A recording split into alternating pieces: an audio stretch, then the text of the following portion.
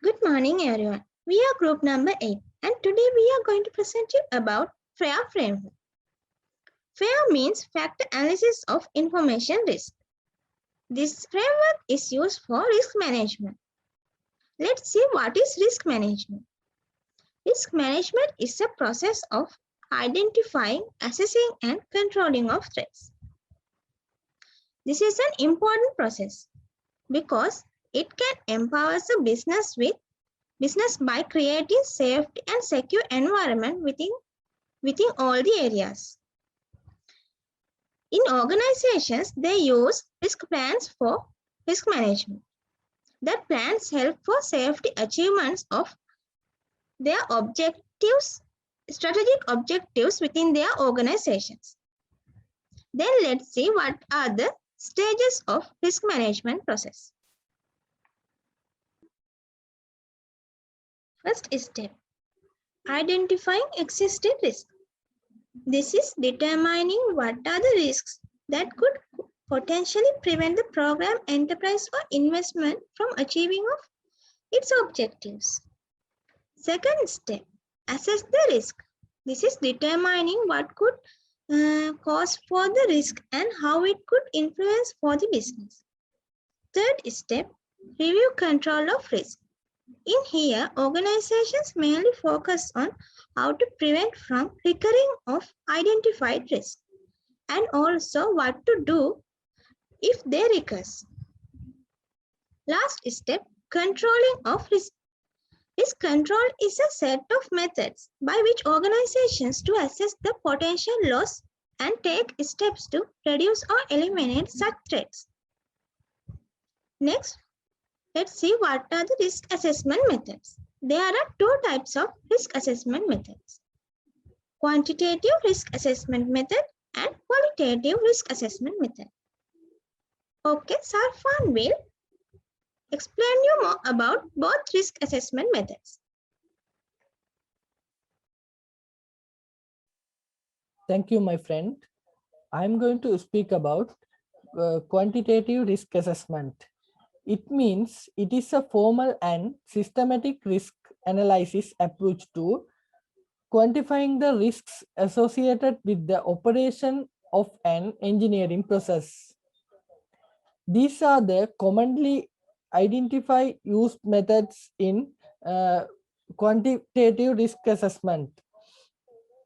These methods are divided into 6 parts: modeling, event trees, multi-criteria decision analysis, Monte Carlo analysis, scenario analysis, and sensitivity analysis. The other risk assessment is qualitative risk assessment. It is a risk assessment that can't be expressed in a precise numerical format, but can still be useful, particularly based on expert knowledge and expressed in terms of categories such as high, medium, or low. These methods are in qualitative risk assessment. These methods are divided into 4 parts: risk register, probability impact matrix, risk categorization, and expert judgment. Thank you. Yeah, next we move to the part FIRE framework. This FIRE stands for Factor Analysis of Information Risk. This is the practical framework for understanding, measuring, and analyzing the information risk, and also ultimately for enabling well-informed decision making. This FIRE quantitative risk analysis model describes the importance of building blocks for quantifying information risk and also implementing effective information risk management programs.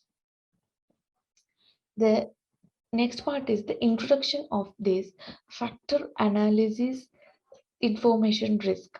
This is the quantitative risk analysis model that helps organization understand the risk in financial terms. This framework published in 2005 and is actively maintained by the FAIR Institute. After 4 years, in 2009, it was also adopted by the Open Group as the only international standard quantitative model for cybersecurity and operational risk.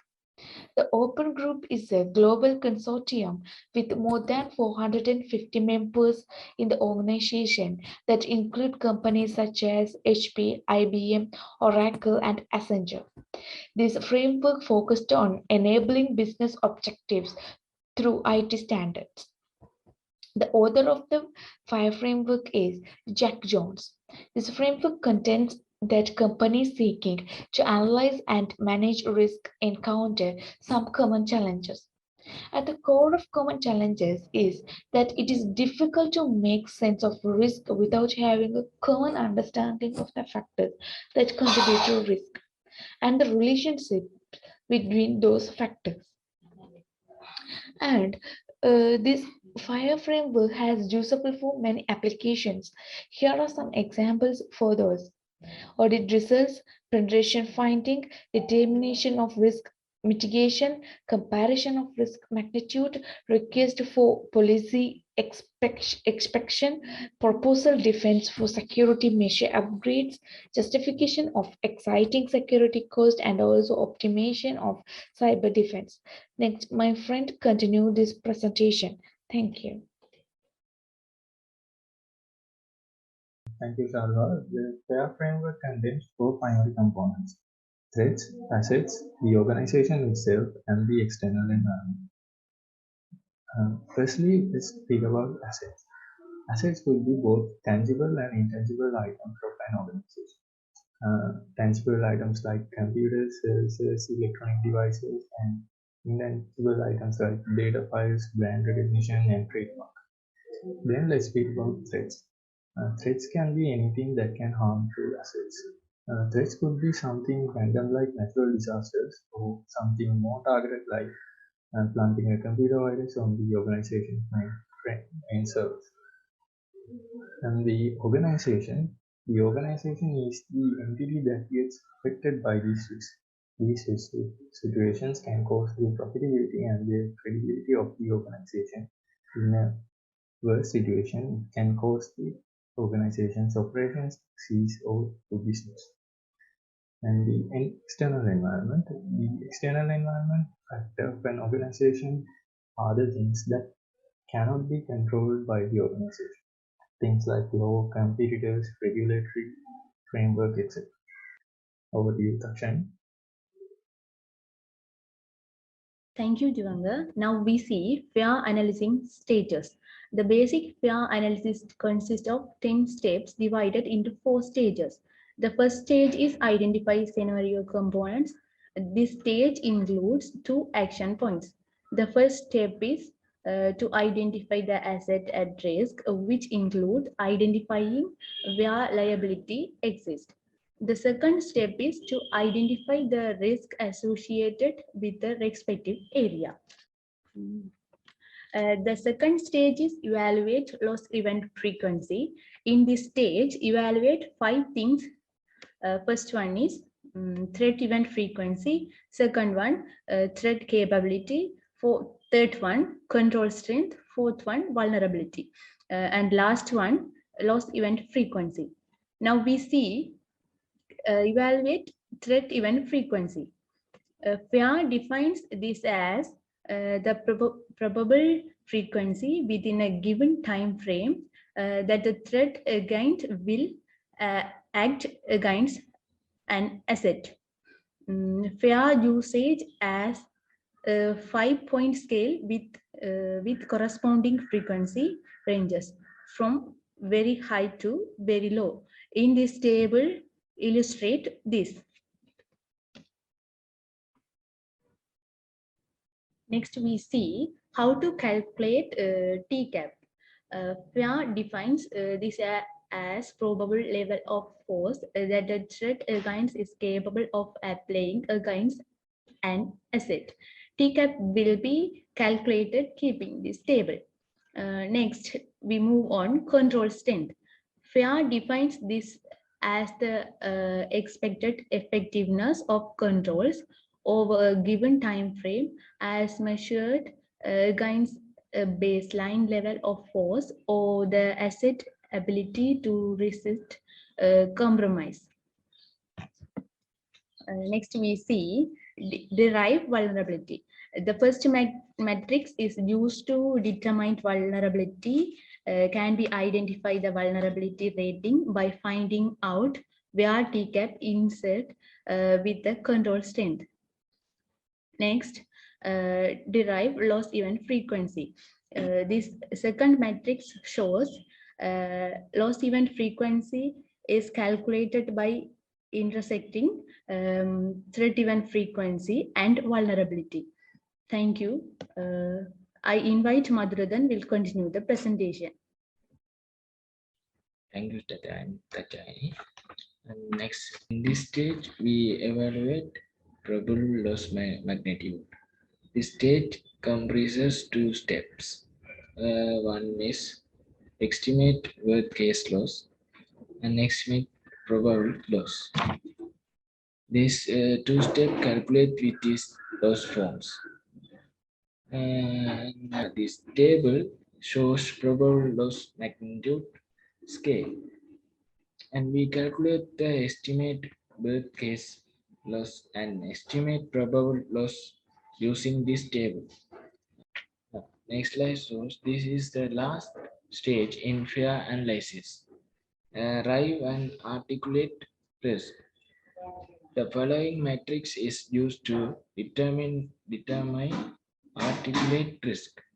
Can we identify the risk rating by finding out where probable loss magnitude intersect with the loss event frequency. And thank you. Thank you, my friend. Next, we talk about complementary to existing risk frameworks. The fair risk analysis framework capabilities complement existing risk management frameworks. First one, risk frameworks such as NIST, ISO, ISFCA are heavily useful for assessing the risk management programs. Most companies start their work with some kind of maturity framework. These NIST and ISO-like frameworks are easier to implement and carry to industry acceptance. This helps to understand an organization's control environment and also broken down by areas of greatest strength as well as areas of greatest potential improvement. Outcome of this is an average score for identity, protect, detect, respond, and recover, which are 5 functions of the framework. Second one, they all offer prerequisites for size risks, but largely entrust it to professionals to figure it out. Third one, FAIR framework is helping to decrease the gap by providing a standard risk quantification method system that can be leveraged on top of these frameworks. Fourth one, frameworks such as NIST is for measuring risks, but instead falls short because they rely on qualitative scales and flawed definitions. Fifth one, some frameworks are silent on how to compute the risks, while others are open in the allow of third-party options. So next pros and cons of the FREA framework will be continued by my friend. Thank you. Thank you, Randu. In here, we will discuss about the both pros and cons of this framework. First, we will see, we look pros of this framework. First one is easier vernacular for information risk. FAIR framework has been written by a community of experts in an easy and understandable manner. So it is easy to understand even beginners. Then next one is a standardized process of measurement. There are numerical terms of the FAIR framework. Risk can be explained as mathematical principles. So these numbers can make it comprehensive. The next one is the scalability of FAIR. This framework wasn't restricted to limit of scalability. This is a good thing.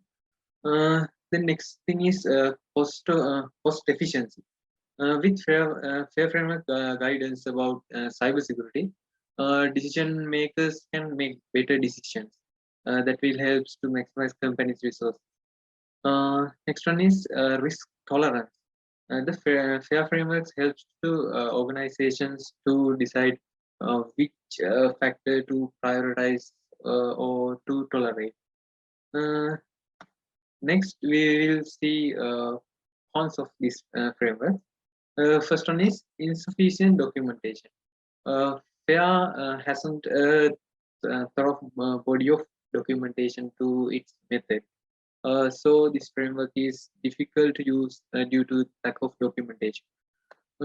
Next one is not suitable for risk assessment. By designing, it is not for the risk assessment. Next one is a bevy of guesswork. The fair framework deals with a lot of probability. So this is a bevy of guesswork. Next one is it has intricate information network. So we discuss here both pros and cons of this fair framework.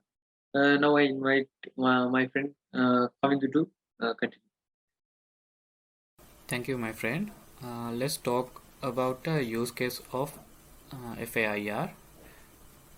FAIR first stage is identify scenario components.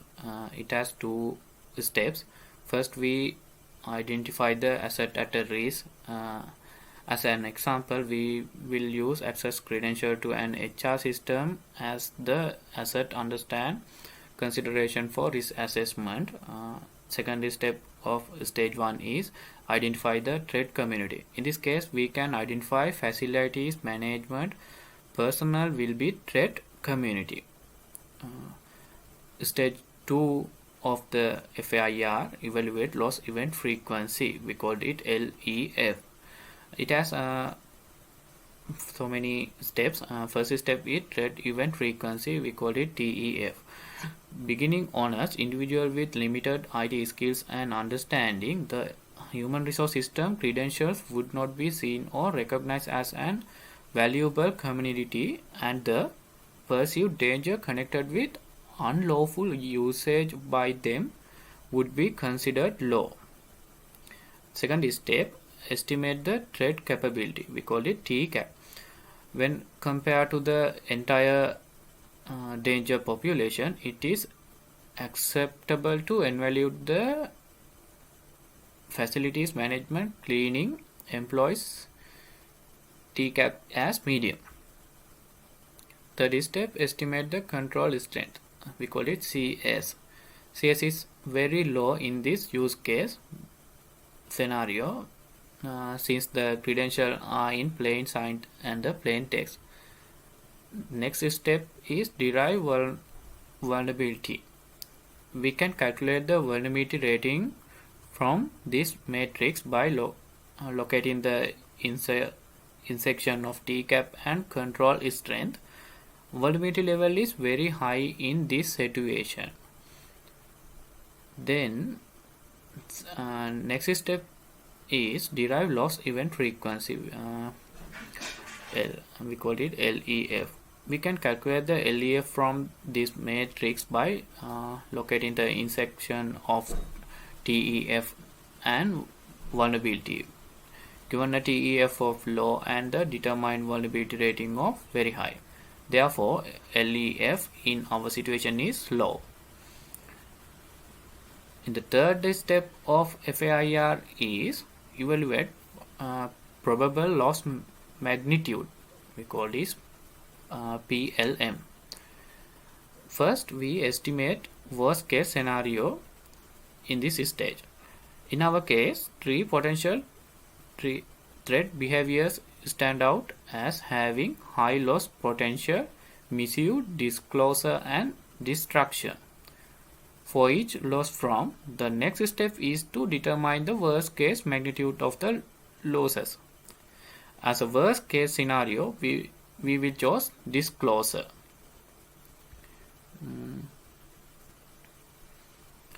Next,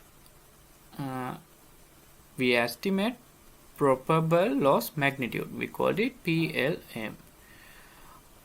Identify the likelihood of the most likely trade action is necessary before estimating PLMs. Assume that the trade agent's primary objective is financial gain in our hypothetical example. It plausible to select misuse as the most likely action in the scenario based on the type of asset and the trade action that are accessible. Step 2 is to estimate how much each loss type will cost as a result of missing the resources. I think now you can understand use case with 3 stages FAIR. I invite my friend Pasindithu to continue this presentation. Thank you. Thank you, my dear friend. Now we focus on stage 4 with our case study. It is derive and articulate risk. In this step, we must select whether to express the risk qualitatively using this matrix, or whether to express this quantitatively as LEF, PLM, and worst case scenarios. As a result of the low LEF and moderate PLM, the risk associated with this trade community is medium. To make the decision makers aware of this, we can tell him that the worst case loss could be severe, but that the change of such a loss is extremely low. Okay, then let's move on our team conclusion about the FAIR framework. FAIR framework is a risk management framework with better analysis and value in risk management. And it was developed by Jack Jones. FAIR organizations are able to understand, analyze, and measure information risk. So, deriving information security risk assessment in an organization has its challenges. The assessment must align with the enterprise risk framework and should be able to articulate the risk in a way senior decision makers can clearly understand and appreciate.